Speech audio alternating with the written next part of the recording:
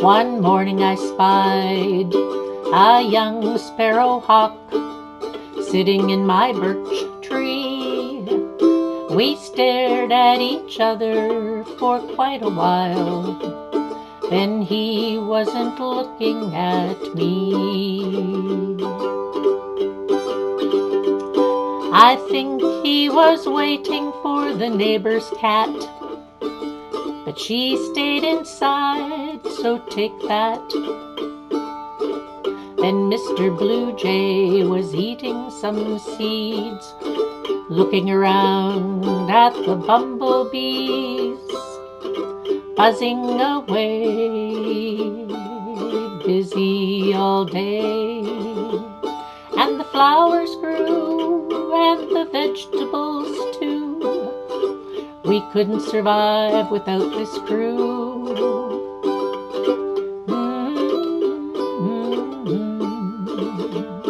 And the blackbird stood there. He was aware as the bunny just hopped past, and the common grackle just laughed. The red cardinal in a tree relaxed, flew down to the fence, turned his back, and he left. The green hummingbird just kept on drinking, always wary of what they were thinking. What were they thinking?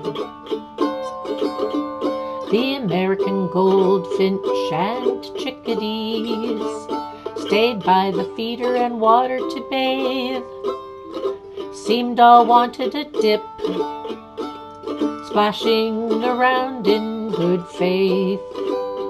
Then they found a warm place to rest and dry off. It's good fun to sit back when they've had enough. And the mourning dove turned his back on the lot. The crows and the starlings laughed at the thought. The goldfinch was waiting for the sunflower seeds, but wouldn't you know it, the squirrel showed his greed. I went for a walk to the pond, and the starlings and grackles were there. The red-winged blackbirds hung off the cattails, and Mother Goose was aware. She rounded her flock to the side of the pond. One by one they swam on,